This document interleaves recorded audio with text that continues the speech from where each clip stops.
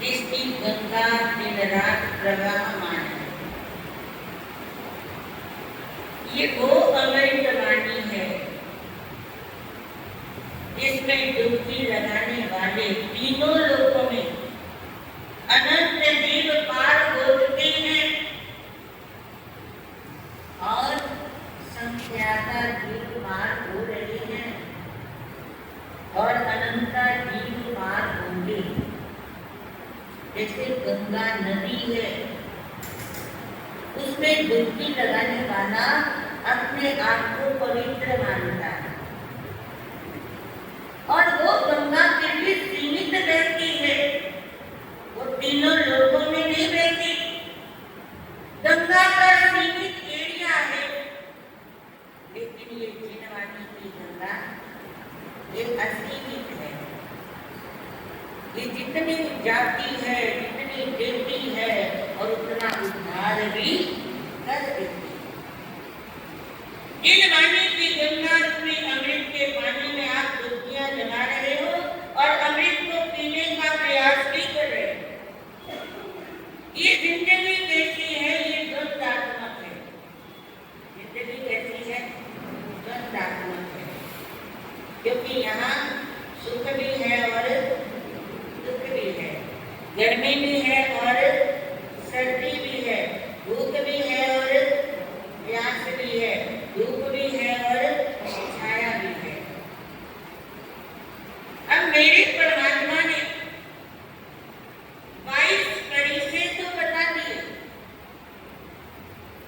लेकिन एक व्यक्ति कहता है अरे भूख लगी है तो भोजन कर लो, भूख मिट जाएगी, इसमें क्या बड़ी बात। ये कौन सा कड़ी से हो गया?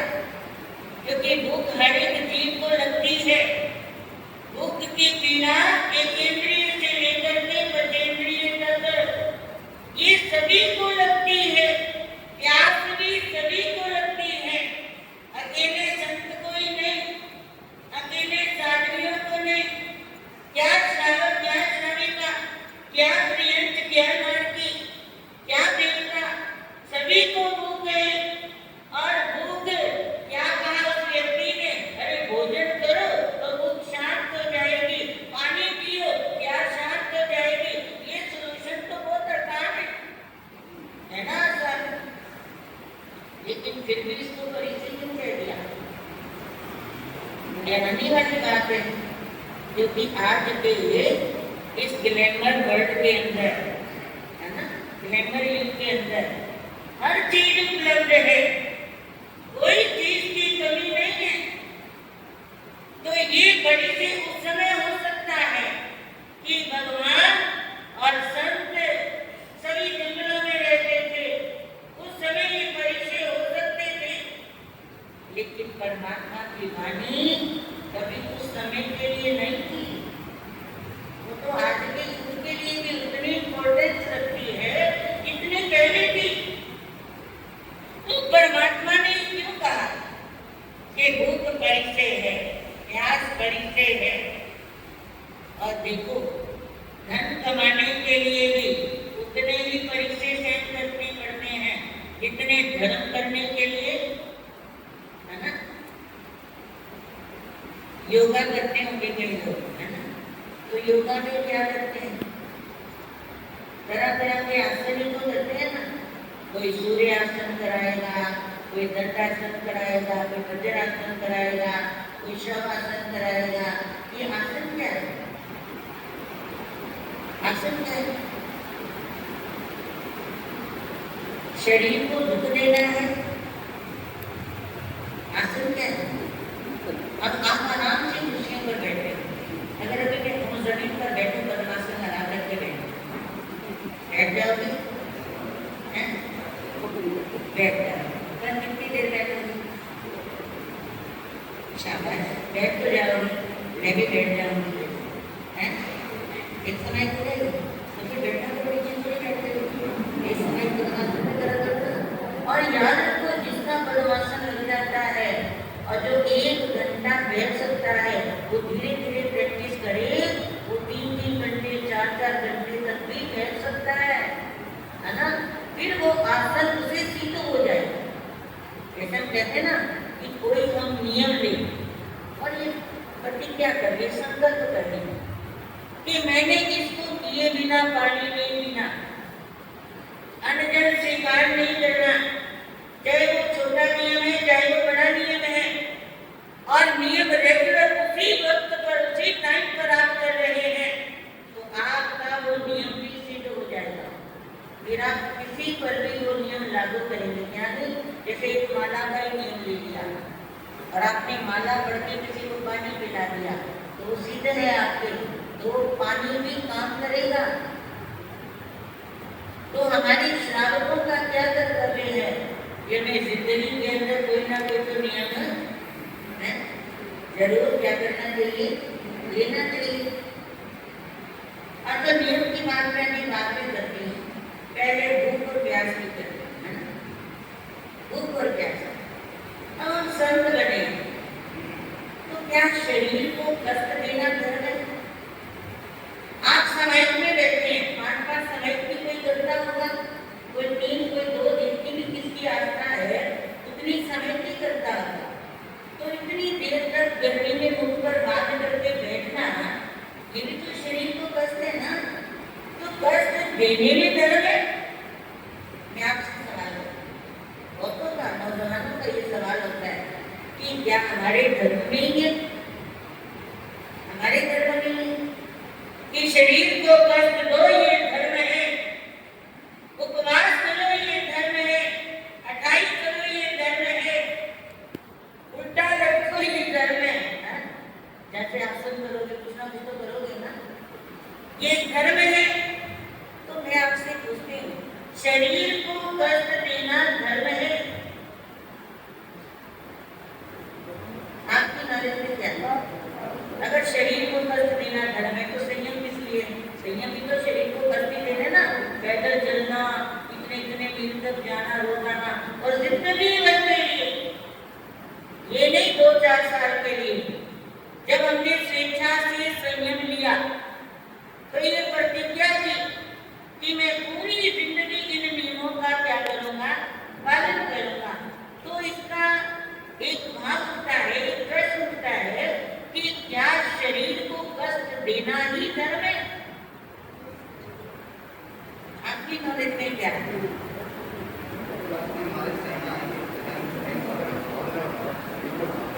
कष्ट को यदि कष्ट रूप में सहन करोगे तो वो धर्म नहीं है। लेना फिलोसफी है ना, जैन दर्शन।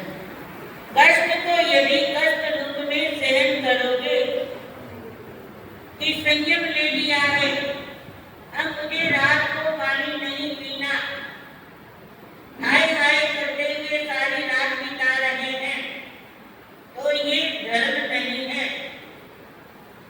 आप सामायिक के अंदर बैठे हैं और सामायिक में आपके ऊपर पंखा नहीं है, है ना? आप ऐसी जगह पर बैठ गए हैं जहाँ ऊपर से मच्छर आ रहे हैं और आपका ध्यान बार-बार उधर की तरफ जा रहा है, जिन वाणी की तरफ 1% भी आपका मन नहीं है, तो आपकी सामायिक नहीं है। आपने बाहर से रखना है, भीतर में आना है, और आपका लक्ष्य क्या हो, ये नहीं कि महाराज साहब ने कहा है एक समय जरूरी है, मुंह पट्टी लगा करके बैठना है, कानक में एंटर करना है, मुख रस्सी का लेकर लगाकर एंटर करना है। तो महाराज साहब के कहने से मैं ये क्रिया कर रहा हूँ, तो ये धर्म नहीं है। अरे कष्ट में कष्ट को सहना धर्म नहीं है, बल्कि आपका लक्ष्य क्या होना चाहिए कि कष्ट इस शरीर को जितना देंगे, क्योंकि ये बर्तन है, जितना तपेगा मेरी आत्मा उतनी चमकेगी, उतनी निखरेगी। आत्मा का लक्ष्य होगा कि मुझे आत्मा को निखारना है, तो आत्मा को निखारेंगे कैसे? दूध उबला हुआ पिएंगे कैसे? जब तक बर्तन तपेगा नहीं। बर्तन को तपाना, इस शरीर को तपाना है। शरीर अगर कष्ट सह रहा है तो किसके लिए? अपनी आत्मा को निखारने के लिए। किसके लिए? अपनी आत्मा को निखारने के लिए। आप सामायिक करने बैठे हैं तो ऐसा विचार करना, मैं सामायिक में बैठी हूँ, गर्मी लग रही है, मच्छर आ रहे हैं, या कोई चींटी तंग कर रही है, या कोई कीड़ा मकोड़ा तंग कर रहा है, लेकिन मैंने इसको सामायिक की वेशभूषा में हूँ या नहीं हूँ, लेकिन मैंने अपने मन को कंट्रोल रखना है, और क्योंकि मैंने अपनी आत्मा को निखारना है, मैंने इसमें जाना नहीं।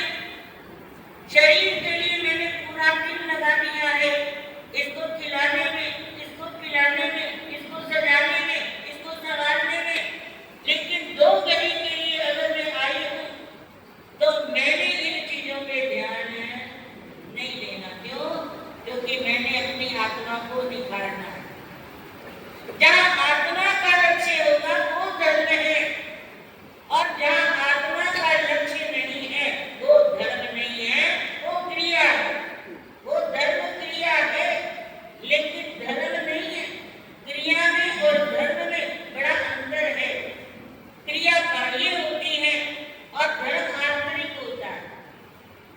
क्रिया बाह्य होती है और धर्म आंतरिक होता है। आंतरिक धर्म यानी आत्मा में ही जीना, आत्मामय बन जाना, कि मेरी छोटी सी भी क्रिया जो है वो आत्मा के लिए है, क्योंकि आत्मा को निखारना है, कर्मों से इसको रहित करना है। आत्मा तभी निखरेगी जब मैं हर समय आत्मा के समीप रहूंगा। तो जिंदगी क्या है? ये द्वंद्वात्मक है। कभी सुख मिलेगा इसे तो कभी दुख मिलेगा, है ना? कभी क्या मिलेगा? सुख मिलेगा तो कभी दुख मिलेगा, क्योंकि कर्मों का उन्हें हर पल चल रहा है। और जो मिला है वो हमारा क्या है? पास्ट है। जो आपको उपलब्ध हुआ है ना, चाहे मकान मिला, फैक्ट्री मिली, दुकान मिली, पुत्र मिला, पत्नी मिली, जो भी मिला, संन्यास मिला, सुनाई मिली, पोषण मिली, जो भी मिला, जिनवानी मिली, ये सब तुम्हारा पास्ट था। तुमने जो जो पिपासा रखी, जो जो मनसा रखी, जो जो इच्छा रखी, वो तुम्हें आज पास्ट में जो था वो आज उपलब्ध हो गया। और अब जो कर रहे हो, चाहे धर्म कर रहे हो, चाहे सोशल काम कर रहे हो, चाहे तुम अच्छा काम है, चाहे बुरा काम है, चाहे तुम सत्य के साथी बने हुए हो, चाहे तुम झूठ का सहारा ले रहे हो, चाहे धोखाधड़ी कर रहे हो, ये सब में फ्यूचर में मिलेगा। इसका कब मिलेगा? ये मत सोचना कि मैंने इतनी कमाई की, फल तो मुझे मिला नहीं। अरे फल मिलेगा लेकिन फ्यूचर में। अब जो मिल रहा है वो पास्ट था। अब ये भी सवाल तुम्हारा खत्म हो गया कि हम जो कर रहे हैं मिला तो कुछ नहीं। मैं 5 मिनट की डेली करता हूँ लेकिन मेरी फैक्ट्री नहीं खुली, मेरा घर का मकान नहीं बना। अरे भाई, पास्ट में जो तुमने किया वो यहाँ पर मिला है। यहाँ जो 5 मिनट कर रहे हो या तुम कोई धर्म क्रिया कर रहे हो तो इसका फल तुम्हें फ्यूचर में मिलेगा। तो जिन कल्पी मुनि बनना बड़ा मुश्किल है। इसके लिए बड़ी गहरी साधना है। पहले तो 6 महीने तक भूखे रहने की क्षमता आई जिसके अंदर, तो भूखे रहने की क्षमता कब आएगी? जब अभ्यास करेंगे, यानी व्रत किया, फिर प्रार्थना कर दिया, फिर व्रत किया, प्रार्थना कर दिया, फिर सोचा कि व्रत तो मेरे से होने लगे, मैं बेला करूंगा, फिर बेला किया, प्रार्थना किया, फिर बेले भी आ गए, फिर चोले भी आ गए। ऐसे करते करते 180 व्रतों तक आ गए। लेकिन जो हमें पीड़ा पहले उपवास करने में हुई थी वो 180 व्रत करने में नहीं हुई। पता ही नहीं चलता कि व्रत किया है कि नहीं किया। क्यों? क्योंकि अभ्यास हो गया। कई बार आपको डाउट हो जाता होगा, अरे इतने व्रत कर लिए, जरूर घर में कुछ खा लेता होगा। हो जाता है ना, एक बार आ जाते हैं हमारे मन में, तो आ जाता है कई बार। लेकिन जब हम स्टडी करते हैं, जब हम अंदर की गहराई पे डूबते हैं, फिर पता चलता है अरे भाई ये तो तराई छोड़ करके आया है, इसलिए इसको पता नहीं चलता, क्योंकि इसने पहले पूर्व जन्म में काफी अभ्यास किया हुआ है। इसलिए ये कारोबार भी करता है, उपवास भी करता है, कृपा है इसके ऊपर, गुरुओं का वरदान है, इसकी आस्था मजबूत है, इसलिए अंतराय छोड़ी हुई है, इसलिए ये क्या है, इतने उपवास कर लेता है। तो जिन कल्पी के लिए 6 महीने तक जो भूख को बर्दाश्त कर सके, यानी उपवास कर सके, वो जिन कल्पी मुनि बन सकता है। तो क्या हम अभ्यास नहीं कर सकते? अरे जिन कल्पी मुनि, जिन नहीं पर जिन सरीखा, जिन नहीं पर जिन सरीखा, यानी वो तीर्थंकर तो नहीं है पर तीर्थंकर जैसी वो क्रिया कर लेता है। तीर्थंकर नहीं है पर तीर्थंकर जैसा संयम का पालन वो जिन कल्पी मुनि कर लेता है। तो देखो अभ्यास करते करते कहाँ तक पहुँच जाता है। यहाँ हम एक उपवास करते हैं और हम क्या करते हैं, वॉमिटिंग आ गई, है ना, महाराज जी मेरे से तो होता ही नहीं, मेरे से तो ऐसे ही है, ऐसे ही है। लेकिन पहले दिन लगेगा, 2-4 बार लगेगा, लेकिन फिर प्रैक्टिस हो जाएगी, अभ्यास जारी रहेगा। जैसे पद्मासन में अभ्यास लगाया तो 2-2, 3-3 घंटे तक कर सकते हैं। इसी प्रकार अभ्यास जारी रखो, अभ्यास जारी रखोगे तो हमारे जीवन के अंदर ये भूख प्यास ये हमें सताएगी नहीं। फिर भय का भी परिचय होता है, भय का। सबसे पहले अंधेरे में साधना करनी चाहिए। अंधेरे का भय होता है ना, अंधेरे में जाने से डर लगता है, तो अंधेरे में साधना करो बैठ करके, तो अंधेरे का डर खत्म हो जाए। पहले ऋषि मुनि गुफाओं में करते थे और यहाँ जाके शमशान घाट पर जाकर करते थे। आजकल तो शमशान घाट भी बड़े महलों की तरह बन गए हैं, लेकिन पहले तो ऐसे महारथी होते थे और वहां बैठ करके साधना करते, खड़े होकर के साधना करते थे संत लोग, क्योंकि भूत प्रेत का भी परिचय उनको डर नहीं था, उनका भी वो भी डर निकल जाता था। बंधु ऐसे ऐसे नागों की गुफा पर, बिलों पर और सिंह की गुफा पर कैसे वो सूली भद्रमुनि कैसे साधना कर रहे थे, है ना। और वेश्या के घर में जाकर के 4 महीने का चतुर्मास, ये सब क्या है? ये प्रैक्टिस है। अपनी आत्मा इससे पुष्ट होती है। परिचय का मतलब अपनी आत्मा को पुष्ट करना, परिचय जीतना मतलब अपनी आत्मा को पुष्ट करना। तो ये सोचना ऐसा कोई परिचय नहीं है जिसको मैं सहन नहीं कर सकता। मेरी आत्मा बलवान है ना, तो हर परिचय को मैं सहन कर सकता हूँ, कोई गलती आ जाए मेरे सामने। लेकिन एक सबसे बड़ा परिचय है वायु परिचयों में, वो कौन सा है? वो कौन सा है जिसको जीतना बड़ा मुश्किल है? एक परिचय है वायु परिचयों में जिसको जीतना सबसे ज्यादा मुश्किल है। सत्कार पुरस्कार परिचय, मान और सम्मान, सत्कार और पुरस्कार, इसको जीतना बड़ा मुश्किल है। और जिसने इसको जीत लिया तो समझ लो वो वीतरागी बन गया। क्या बनता है? तभी तो भगवान के नाम के आगे वीतराग लगता है ना। सत्कार पुरस्कार उनको कुछ नहीं चाहिए, कोई गलती नहीं चाहिए, कोई होता नहीं चाहिए। अरे बिना ताज के तो बादशाह हुआ करते हैं, बिना ताज के भी बादशाह बनना बड़ा मुश्किल है। एक छोटी सी कुर्सी है ना, वो भी छोड़ने के लिए व्यक्ति तैयार नहीं होता, नहीं सोचते कि कोई और भी आकर के सेवा का अवसर ले सकता है। लेकिन ये सत्कार पुरस्कार ये जीतना बहुत क्या है, मुश्किल है, बहुत मुश्किल है। और जो जीत लेते हैं वही वीतरागी बनेंगे, अन्यथा वीतरागी बनना बहुत दूर की बात है। अब 22 परिचय है, 13 परिचय तो शरीर के संबंधी, 13 परिचय शरीर से संबंधित है, 6 परिचय ये मानसिक स्तर पर है, जैसे रति रति, याचना, सत्कार पुरस्कार। आप ढूंढना, ढूंढ करके निकालना कि 6 परिचय लाभ अलाभ ये मानसिक स्तर पर है और 3 परिचय ये आत्मिक है। पन्ना परिचय, अन्नान परिचय और दर्शन परिचय, ये 3 आत्मिक परिचय हैं। पन्ना परिचय, अरे मेरा तो छदमस्तपना दूर ही नहीं हुआ, है ना।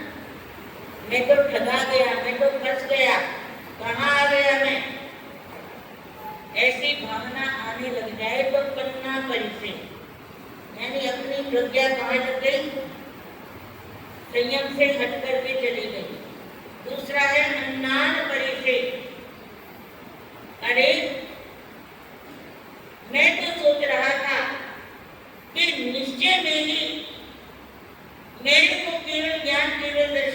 प्राप्ति हो जाएगी।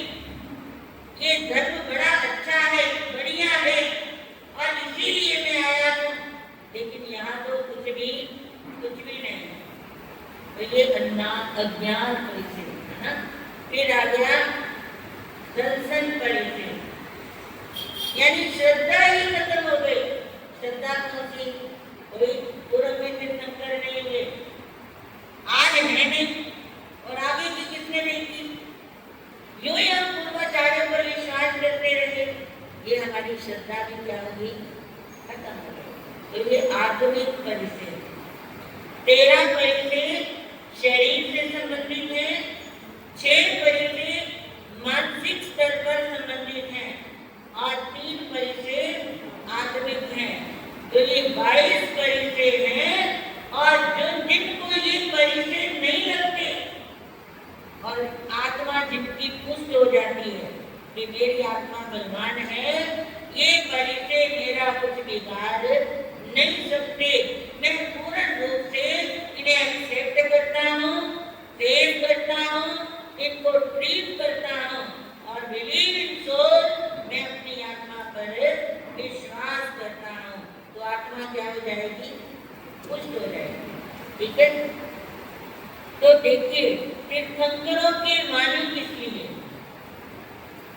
और तीर्थंकर के समय बोलते हैं जब उन्हें केवल ज्ञान, केवल दर्शन की प्राप्ति हो जाती है, तो उस समय उनकी वाणी गिरती है। इसके पहले भी बोलते हैं जब केवल ज्ञान, केवल दर्शन की प्राप्ति होती है तो उस समय उनकी वाणी गिरती है। लेकिन कब गिरती है? जब पात्र आ गए, क्योंकि वाणी अमृत है, वो बेकार नहीं जाती, उस पर किसी ना किसी का असर जरूर होता है। तो वो वाणी जब किसी के जीवन में घर करती है, असर करती है, तो वो अपना जीवन प्रभु चरणों में समर्पित हो जाता है। तो वो वाणी को झेलने वाले कौन होते हैं? वाणी को झेलने वाले कौन होते हैं?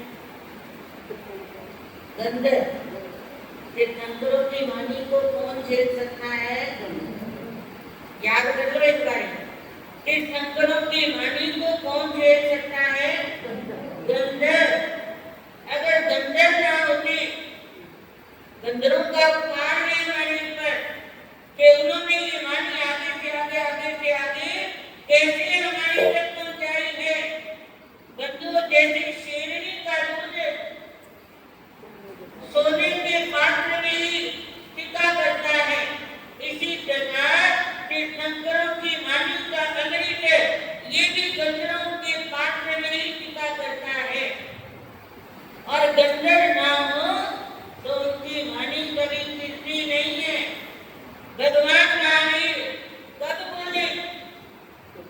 ये दिगंबर मान्यता के अनुसार भगवान महावीर केवल ज्ञान, केवल दर्शन के बाद बोले नहीं,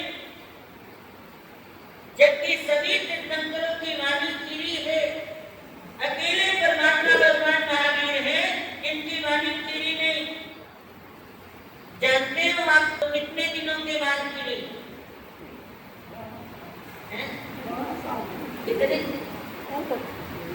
कितने दिनों के बाद? भगवान की वाणी केवल ज्ञान, केवल दर्शन के बाद उसी समय तो गिरी नहीं, क्योंकि आप लोग ये अच्छेरा मानते हैं ना कि पहली देशना खाली है, खाली तो कभी जाती नहीं, वो बोले ही नहीं। ये अच्छेरा ये है कि वो बोले नहीं, मौन ही रहे, क्योंकि पात्र कोई था नहीं। 5 दिन बिहार कर रही है, तो कितने दिनों के बाद बोले वो? आप ये भी गाथा सुनते हैं,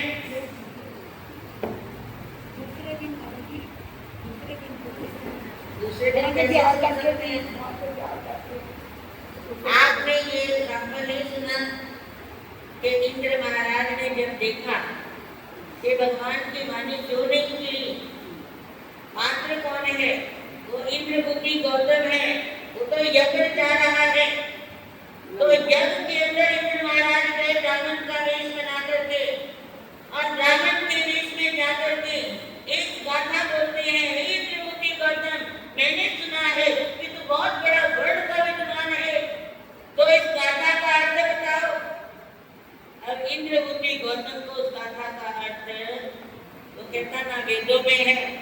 उपनिषदों में है, ना पुराणों में है। मैंने कहीं इस गाथा को पढ़ा नहीं है। तो इंद्र कहता है ब्राह्मण के वेश में कि मैं जानता ही था, तू इसका अर्थ कर ही नहीं सकता। विद्वान जरूर मानता है अपने आप को, लेकिन तेरे को इसका अर्थ आएगा नहीं। ये तो मेरा गुरु ही बताएगा, मैं जा रहा हूँ अपने गुरु के पास में। तो इंद्र बुद्धि गौतम सोचते हैं मेरे से बढ़कर के और गुरु कौन सा आ गया। वो पीछे पीछे चलते हैं और सारे जितने भी वहां बड़े बड़े दिग्गज ब्राह्मण आए हुए थे वो भी सब चल पड़े और उनके पीछे जो शिष्यों की कतार थी वो भी चल पड़ी। और जिस समय भगवान महावीर के समसरण में पहुंचते हैं, देवताओं ने समसरण की रचना कर दी क्योंकि इंद्र का सारा जाल था। और इधर इंद्रबुद्धि आते हैं, भगवान कहते इंद्रबुद्धि गौतम तुम आ गए, मेरा नाम इनको कैसे पता चल गया? अरे मेरा नाम तो जगत प्रसिद्ध है, दुनिया जानती है, इसलिए इन्होंने जान लिया तो कोई बड़ी बात है नहीं है।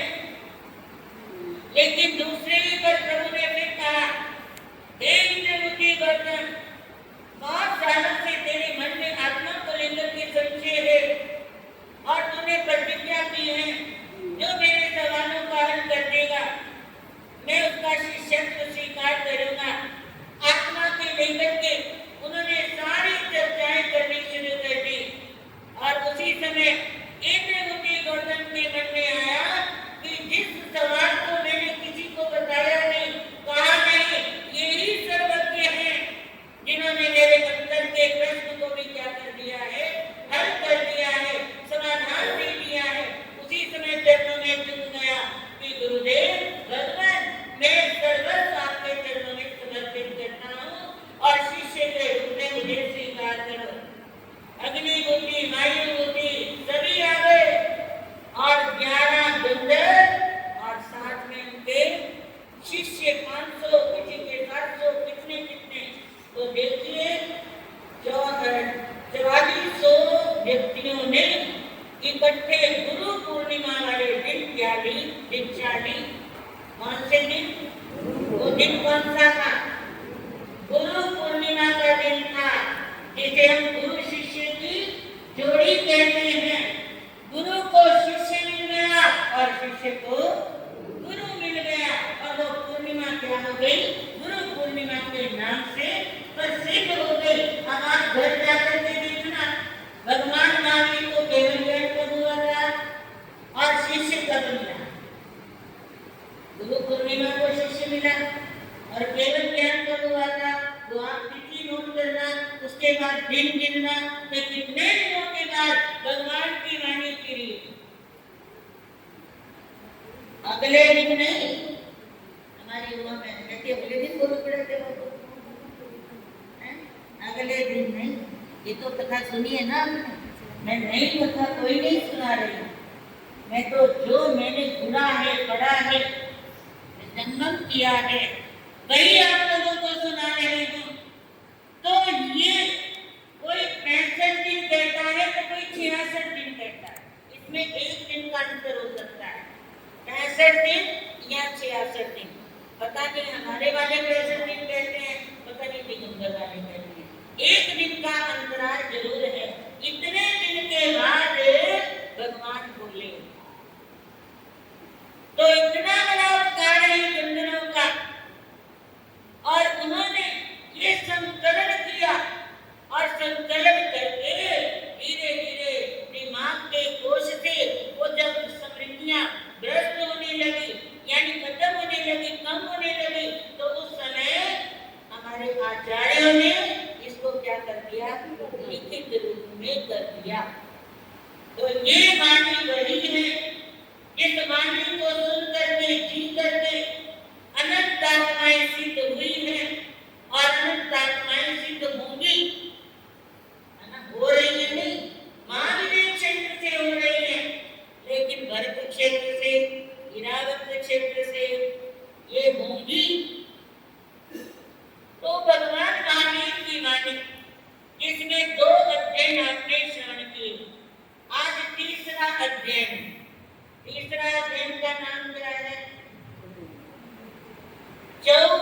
चौरंगीय क्या है? चौरंगीय।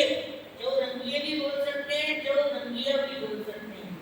चौरंगीय, चौरंगीय का मतलब है चार दुर्लभ चीजें जो इस संसार में दुर्लभ है मिलनी। वो चार दुर्लभ चीजें कौन सी हैं? चट्टानी पर मंगानी दुर्लभानी ये जंतुनो मानो सत्य सोई सदा संजनमी ये वीर्यम। चार चीजें मिलनी दुर्लभ है। मानो सत्य किसका मिलना है? मानव सत्ता का मतलब क्या है? मनुष्य जन्म। मनुष्य जन्म तो सभी को मिला है, मुसलमानों को भी मिला है, ईसाइयों को भी मिला है, सबको मिला है। मानव सत्ता का मानव सम नहीं कहा, शब्द को जरा गौर से पढ़ा करो। मनुष्य जन्म तो सभी को मिलता है, वेश्या को भी मिला है, व्यभिचारी को भी मिला है, सबको मिला है। तो इसमें कौन सी बड़ी बात होगी? दुर्लभ क्या है? मानव सत्ता मनुष्यत्व का आना। जो वेंटिलेटर पर पड़े हैं, जो मेंटली डिस्टर्ब में पागल खाने में भर्ती हैं, मनुष्यता उनको भी मिली है मनुष्य जन्म। लेकिन मनुष्य जन्म नहीं, मानव सत्ता मनुष्यत्व का मिलना। समय आपका हो रहा है, कल बताऊंगी। दूसरा धर्म श्रवण, तीसरा श्रद्धा और चौथा जीवन में उदाहरण। ये तो आपकी डेफिनेशंस हैं, लेकिन कल इसके ऊपर हम दृष्टि डालेंगे। यानी हमारे ऊपर की बात की है, वही दृष्टि आपके ऊपर डाली जाएगी कि भगवान के कहने का मतलब क्या है और हम समझ क्या रहे हैं। आप आइएगा, श्रवण कीजिएगा इन भावनाओं के साथ। आमन परम देश आपकी